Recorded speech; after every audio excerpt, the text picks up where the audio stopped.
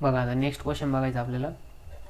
फर्स्टमधलं D. फर्स्टमध्ये D काय दिलेलं आहे, find order and degree of differential equation cube root of D square Y by D x square is equals to square root of D Y by D x. ठीक आहे, म्हणजे आपल्याला इथं काय करायचं आहे, order and degree find out करायची.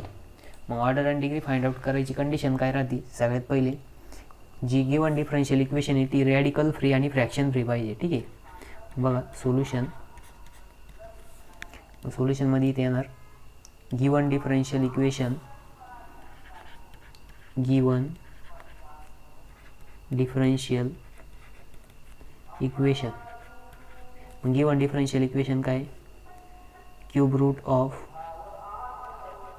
D square Y by D square D x square. ठीक आहे, is equals to square root of D Y by D x. ठीक आहे, मग आता बघा आपली कंडिशन काय राहते, दोन कंडिशन राहत्या. एक तर given differential equation radical free पाहिजे आणि कुठलीच डेरिव्हेटिव्हची टर्म म्हणजे डिनॉमिनेटरला नसली पाहिजे, म्हणजे फ्रॅक्शन फ्री पाहिजे. आता इथं फ्रॅक्शन फ्री नाही, फ्रॅक्शन फ्री आहे बट रॅडिकल फ्री नाही. मग आता काय करावं लागेल, रॅडिकल फ्री करावं लागेल. ठीक आहे, तर बघा आपल्याकडं बेसिक फॉर्म्युला आहे, क्यूब रूट ऑफ ए जर असेल तर आपण त्याला काय लिहू शकतो, ए रेस टू 1/3 लिहू शकतो. आणि दुसरं काय, जर स्क्वेअर रूट ऑफ ए असेल तर त्याला काय लिहू शकतो, ए रेस टू 1/2 लिहू शकतो. ठीक आहे, मग हेच आपल्याला ती यूज करायचं नाही तर लिहायचं. ठीक आहे, मग इथं काय येणार, d square Y by D x square bracket raise to काय येईल 1/3 is equals to d Y by D x raise to 1/2. ठीक आहे, आपण हे दोघांचा यूज केला आणि हे लिहिलं आहे. ठीक आहे, वाटलं मी इथं लिहित होते बेसिक. ठीक आहे,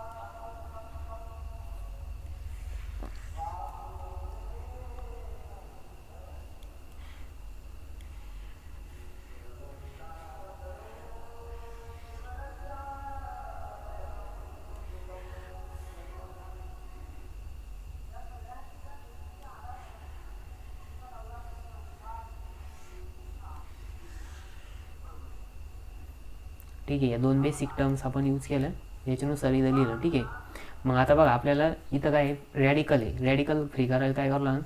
आता बघा इथं काय 1/3 आणि इथं काय 1/2 आहे.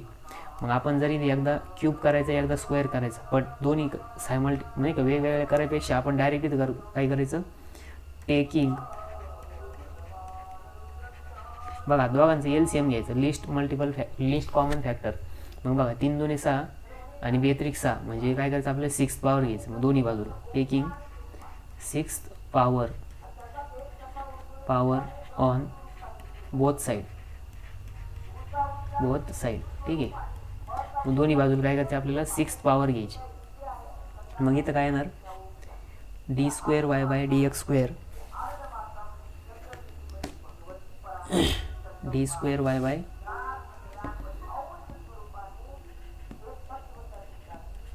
D x square bracket raise to 1/3 into 6 is equals to d Y by D x raise to 1/2 into 6. मग बघा इथं काय होणार,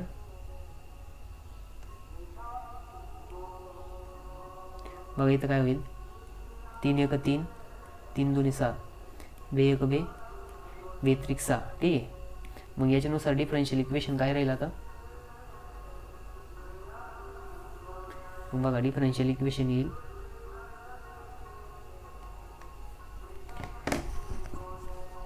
ब्रॅकेटमध्ये D square Y by D x square raise to किती राहील इथं बघा 3 2 6 म्हणजे इथं फक्त 2 राहिलं, इज इक्वल्स टू इकडे किती राहिलं 3 राहिलं, ब्रॅकेटमध्ये D Y by D x raise to 3. ठीक आहे, मग बघा हे आपलं given differential equation radical free आणि फ्रॅक्शन फ्रीमध्ये आलं, फ्रॅक्शन फ्री केलं आपण. ठीक आहे, मग आता घ्यायचा highest derivative term, highest derivative term. Highest डेरिव्हेटिव्हची टर्म कोणती, बघा इथे एकदा डेरिव्हेटिव्ह तर दोनदा डेरिव्हेटिव्ह, म्हणजे याचा अर्थ ही हायेस्ट डेरिव्हेटिव्ह टर्म आहे. मग हायेस्ट डेरिव्हेटिव्ह टर्म काय आहे, d square Y by D x square bracket raise to काय आहे 2a. मग इथं ऑर्डर काय येणार, मग बघा ऑर्डर हायेस्ट डेरिव्हेटिव्ह किती आहे 2 वेळेस आहे, ठीक आहे, आणि डिग्री. मग हायेस्ट डेरिव्हेटिव्हच्या टर्मची पॉवर किती, हायेस्ट डेरिव्हेटिव्हच्या टर्मची पॉवर आहे 2, म्हणजे ऑर्डर पण 2 आहे आणि डिग्री पण किती आहे 2 आहे, ठीक आहे. Order and degree both are 2, ठीक आहे.